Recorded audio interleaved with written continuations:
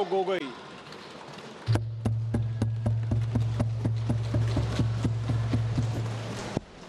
धन्यवाद अध्यक्ष महोदय। आज हम इस विशेष चर्चा में भाग लेने के लिए खड़े हुए हैं और ये चर्चा इसलिए हो रही है क्योंकि हाल में ही जो युद्ध हुआ वो एक सूचना का युद्ध था। एक प्रकार से हम पड़ोसी देश और दुनिया भर को सच्चाई की सूचना देना चाहते थे और कुछ ऐसे ताकत थे, ऐसे शक्तियां थी जो भ्रम का सूचना सारे देश में, सारे दुनिया में फैला रहे थे। और इसीलिए इस चर्चा का विशेष मांग ये है कि आज सच्चाई सदन में आनी चाहिए। सच्चाई पहलगाम की आनी चाहिए, सच्चाई ऑपरेशन सिंदूर की आनी चाहिए, सच्चाई विदेश नीति की आनी चाहिए। और यही आज हमने सूचना का जो युद्ध की बात हम कर रहे हैं वो आज हमने आदरणीय राजनाथ सिंह के भाषण में सुना। बहुत से सूचनाएं दी उन्होंने, बहुत से जानकारी दी, लेकिन रक्षा मंत्री होने के नाते ये नहीं कहा कि पहलगाम में दहशतगर्द कैसे आए। ये नहीं कहा कि बेसारन में जहां पर 1000 लोग जाते हैं, खुशियां मनाते हैं, कैसे 5 दहशतगर्द वहां पर जाकर 26 लोगों की गोलियों से छलनी करते हैं। ये बात, ये सूचना रक्षा मंत्री ने नहीं दी। यही है सूचना का युद्ध कि इतनी जानकारी देते हैं कि कभी कभी सवाल पूछना भी भूल जाते हैं। और आज ये है हमारे विपक्ष का कर्तव्य कि हम सवाल पूछेंगे देश हित में, राष्ट्र हित में। आज देश ये जानना चाहता है कि वो 5 दहशतगर्द कैसे घुसे और उन दहशतगर्दों का भी मकसद था। पाकिस्तान से आए हुए वो दहशतगर्दों का क्या मकसद था? उनका मकसद था कि जम्मू कश्मीर की अर्थव्यवस्था को तनाव करना, विनाश करना।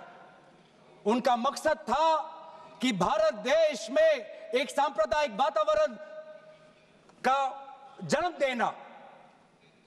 उनका मकसद यह था कि भारत और पाकिस्तान का एक हाइफिनेशन होना, यह था उनका मकसद। लेकिन सर, मुझे दुख है कि आज राजनाथ सिंह जी ने सैनिकों की बात तो की, लेकिन जो हमारे भारत की जो आवाम है, जो जनता है, जो उन्होंने पाकिस्तान के दहशतगर्दों का पूरी जो मंशा है उस पर उन्होंने पूरा नकारा और हम एकजुट रहे। हम, मुझे भारतीय होने का गर्व है। हमने देखा बेसारन में कि किस प्रकार से जम्मू और कश्मीर के लोगों ने पूरे देश भर से आए हुए जितने भी पर्यटक थे उनकी मदद की। हमने ये देखा कि किस प्रकार से देश भर के जो पर्यटक जो जम्मू कश्मीर में थे उन्होंने अपने जम्मू कश्मीर के भाइयों को धन्यवाद दिया।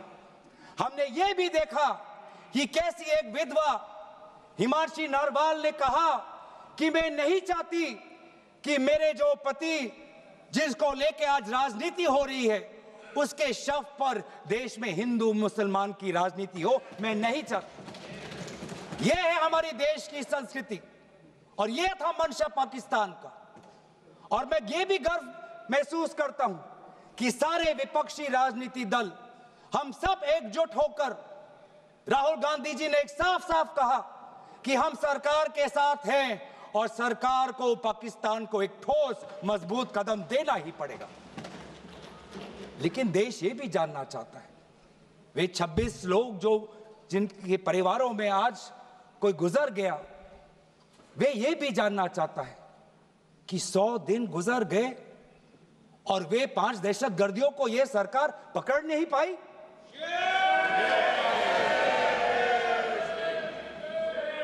देश के वो लोग ये भी जानना चाहते हैं कि ये जो 5 दहशतगर्दे थे, दहशतगर्दी जो आए टेररिस्ट, निश्चय इन्होंने इनको किसी ने पनाह दी, निश्चय इनको किसी ने जानकारी दी, निश्चय ये पूरा जो 1 घंटा का जो उन्होंने गोला बारूदी की, उसके बाद ये फरार हो गए।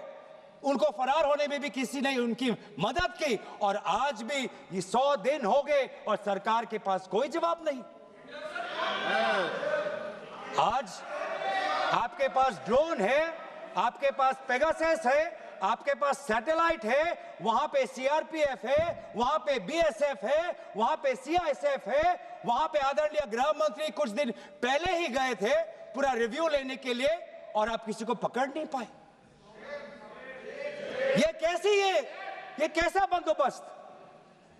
आपने कहा कि आर्टिकल 370 के चले जाने के बाद जम्मू कश्मीर सेफ है, जम्मू कश्मीर में आइए, लोग आए, लोगों ने अपने आप को सुरक्षित महसूस किया, लेकिन बेसारन में देखा कि कितने वो निहत्थे थे, कितने वो असहाय थे, कि लगभग 1 घंटा लगा एक एम्बुलेंस उनके पास पहुंचने के लिए। पुलिस पर अगर आर्मी भी आई तो चल के आई। और सर, मैं वो नजारा भूल नहीं सकता, एक मां और एक बेटी चल के नीचे आ रही थी, एक भारत के सिपाही को देखा और सिपाही को देखकर वो रो पड़े, खुशी से नहीं, डर से, क्योंकि उनको लगा कि वे दहशतगर्द जिन्होंने सिपाहियों का यूनिफॉर्म पहनकर वहां पर लोगों को मारा, आज वही दहशतगर्द आज पहाड़ के नीचे उनका इंतजार कर।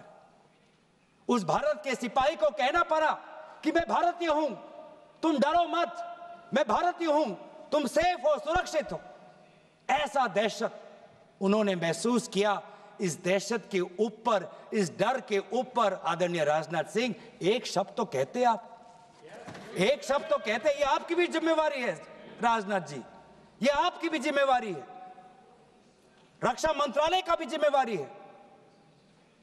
बार बार हम ये देख रहे हैं सर कि आदरणीय गृह मंत्री जाते हैं, कहते हैं कि बहुत अच्छा बंदोबस्त हो गया है, टेररिज्म के हमने उनकी रीढ़ की हड्डी तोड़ दी, तब भी उरी होता है, तब भी बालाकोट, तब भी पुलवामा होता है, तब भी पहलगाम होता है। अंत में जाके जिम्मेवारी कौन लेता है? जम्मू कश्मीर के लेफ्टिनेंट गवर्नर नहीं। अगर जिम्मेवारी किसको लेनी पड़ेगी तो आदरणीय गृह मंत्री आपको लेनी पड़ेगी, नैतिक जिम्मेवारी आपको लेनी पड़ेगी। आप लेफ्टिनेंट गवर्नर के पीछे नहीं छुप सकते, आप लेफ्टिनेंट गवर्नर के पीछे ये केंद्र सरकार नहीं छुप सकती, क्योंकि गृह मंत्री खुद वहां पे थे कुछ ही हफ्ते पहले, खुद उन्होंने सिक्योरिटी का रिव्यू लिया कि आपके पास जानकारी नहीं थी।